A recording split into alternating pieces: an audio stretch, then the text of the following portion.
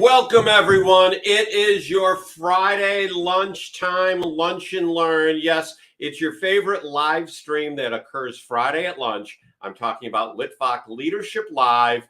And it's funny. Before I bring our guest on today, I just had to turn my cell phones over and take my watch off because it started vibrating.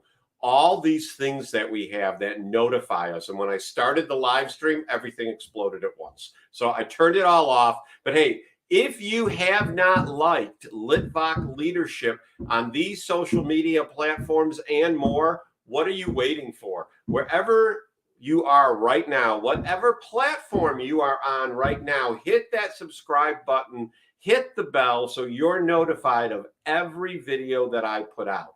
Now, today, we are going to be having one of my good friends from my mastermind on, and we're going to be talking about being open to people speaking into your life, which you may say, Sean, it sounds like feedback. It's not. It's a little bit different. There's a fine line, and we're going to be talking about that. So without any further ado, let me bring on the one, the only, Wes Wyatt. What's going on, Wes? Not a whole lot. I can hear your roofer now. The whole time we were talking in the pre-show, I didn't hear it. Now I hear it. Yeah, and I think they're right above me, pounding on the roof, removing shingles. Where I live, there was a storm about 3 weeks ago, and such that it's time for a new roof. So we got a bunch of guys on the roof. Well, I should say a company that has a bunch of guys on the roof, pulling off shingles, putting my lights off. I look horrible. You know, I might like as an example, if I turn this off, people will say, how do I look? And my first inclination, so this is what I look like when I'm off. Okay, now it's not bad, it's not horrible, but it's just not what I want. So I tell people, well, it might not be a bad idea to close that window, or it might not be a bad idea to center yourself, with the picture that's off to the side, or whatever the case may be. Shut that door so I can't see the dirty clothes in your closet. Shut the door. I don't want to see the dog drinking out of the toilet. I've had people that I'm going to interview, and the window's right behind them, and I'm like, hey, can you spin around different, because the window is grabbing all the light and you're like in a cone of darkness. Right. So the other thing is that, sometimes and especially Randy and I will be doing a interview, and every now and again, Randy will have to kind of like pull an answer out of somebody. You don't have that problem with me. You have to, jump in and slow me down. But, a lot of times, when you get done with the interview, it's always good to kind of let them know, I'm sorry I cut you off here or did something there. And hopefully, they go on with, with the knowledge that, hey, maybe I need to, stop here, pause there, that kind of thing. But I just tell people, I think, again, Sean, I try to be the genuine person that I am, when I'm doing video as well. So if I tell somebody something, I don't think it comes off as mean. At least I hope not. I mean, I'm always trying to help somebody. Cool. No, that makes sense. I just know with you working with the number of people you work with, they're hiring you, but at the same time, they don't always want to be told how, what kind of things to change, because they think they know it.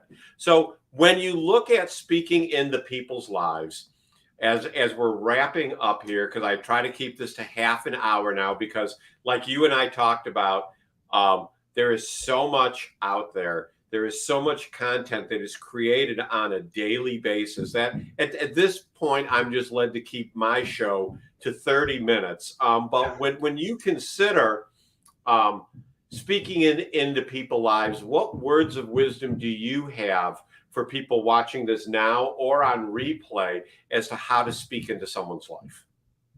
Well, I mean, one of the things that I was getting ready to tell you right before the show started, and I said, let's go ahead and save that and talk about it. One of the things that I want to let people know is how much of a difference that they can make.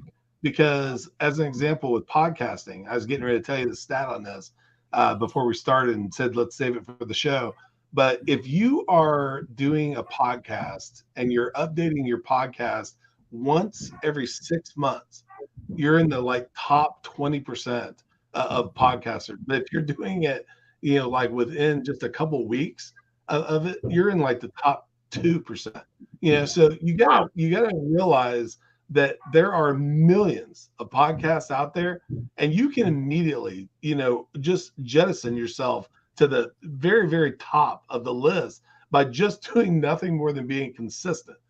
So if you're out there, Amazing. like, what was that now? I said, that's amazing.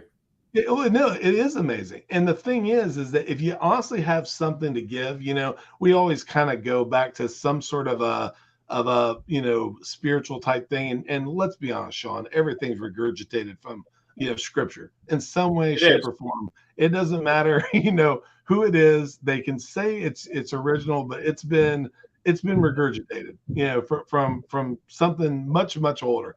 But with that said, there's a guy out there that actually passed away a couple years ago. His name was Miles Monroe, and he said that you should die empty.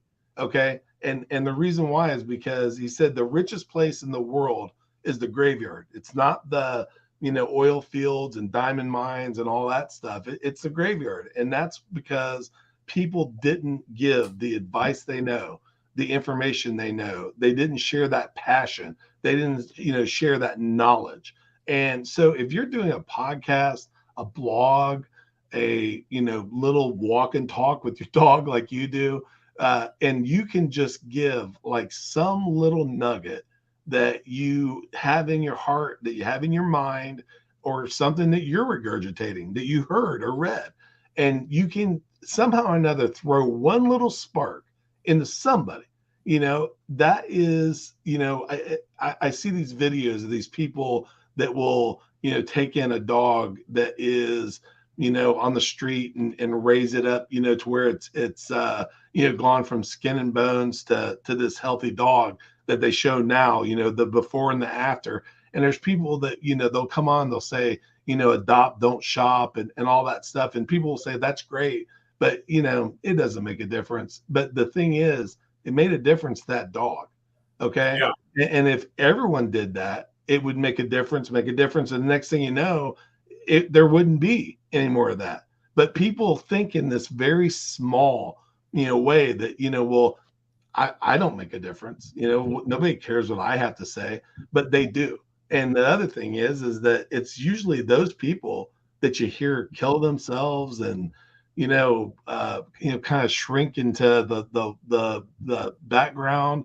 And you think, man, you had something and you didn't share it. You didn't voice it. You didn't, get it out there, and you could have made the difference in thousands of lives and didn't even know it. So I would tell people that be that person, or, persons that go out there and give consistently and die empty. If you do that, you know what? It's every shot not taken is a guaranteed miss. Maybe Absolutely. it doesn't make a Michael difference.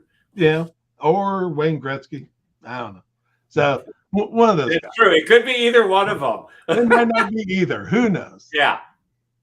Very good. Very good. Wes, thank you so much for being on Litvak Leadership Live today. You bring a wealth of information and a fantastic perspective. Folks out there, if you are looking for someone to work with in social media, live streaming, just understanding this world that we are in, the virtual world, or having a coach, someone to bounce ideas off of as to what could work out there in sales funnels and whatnot like that, Wes Wyatt is your man. There's his contact information. Please reach out to him. And if he doesn't respond, then reach out to me and I'll hook the two of you up. So everyone, that's it for this week's Litvak Leadership Live. We'll be back next week for a masterclass with another industry expert. And I hope you have a blessed weekend. See ya. Have a dynamite day. Bye-bye.